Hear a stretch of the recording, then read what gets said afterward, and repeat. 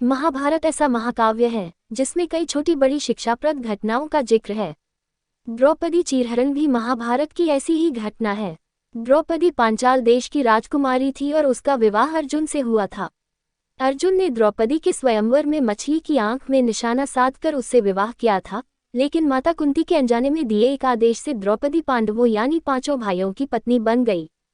एक बार की बात है जब पांचों भाइयों में सबसे बड़े युधिष्ठिर इंद्रप्रस्थ नगर पर राज कर रहे थे। उस समय हस्तिनापुर का राजकुमार दुर्योधन था और पांचों पांडव उसके चचेरे भाई थे।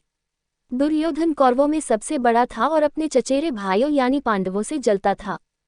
दुर्योधन सबसे ज्यादा अपने चालाक मामा शकुनी को मानता था। शकुनी ने दुर्योधन को सलाह दी कि वो पांडवों को जुआ खेलने के लिए आमंत्रित करे। पांडवों ने अपने भाई दुर्योधन का निमंत्रण स्वीकार कर लिया। उस सभा में भरत वंश के शासक धृतराष्ट्र, भीष्म पितामह, द्रोणाचार्य और महात्मा विदुर जैसे महान लोग भी उपस्थित थे। शकुनी मामा ने छल कपट से पांडवों को हराना शुरू किया। इस खेल में पांडव अपना राज्य हार गए।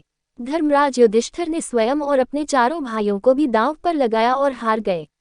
अंत में जब दांव पर लगाने के लिए उनके पास कुछ नहीं बचा तो उन्होंने अपनी पत्नी द्रौपदी को दांव पर लगा दिया। दुर्योधन तो जैसे इसी पल का इंतजार कर रहा था। शकुनी मामा की मदद से उसने जुए में द्रौपदी को भी जीत लिया। द्रौपदी को जीतने के बाद दुर्योधन ने अपने भाई दुशासन को आदेश दिया कि वो द्रौपदी को भरी सभा में बाल पकड़कर और घसीटते हुए लेकर आए। भाई से आज्ञा मिलते ही दुशासन द्रौपदी के कक्ष में गया और उसे सभा में चलने को कहा। रानी द्रौपदी बहुत ही स्वाभिमानी और पतिव्रता स्त्री थी, इसलिए उन्होंने दुशासन के साथ चलने से मना कर दिया। दुशासन ने गुस्से में आकर द्रौपदी के बाल पकड़ लिए और उसे खींचते हुए भरी सभा में लाकर खड़ा कर दिया।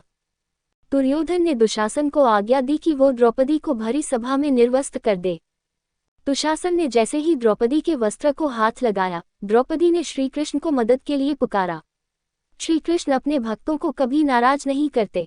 कृष्ण ने जब द्रौपदी की करुण पुकार सुनी तो उन्होंने द्रौपदी की साड़ी को बढ़ाना शुरू कर दिया। दुशासन द्रौपदी का चीर खींचता रहा, लेकिन वो जितना खींचता वस्त्र उतना बढ़ता जाता। अंत में दुशासन थककर हार गया, किंतु द्रौपदी का वस्त्र हरण नहीं कर सका। ऐसा कहा जाता है महाभारत युद्ध के पीछे सबसे बड़ा कारण द्रौपदी चीरहरण ही था।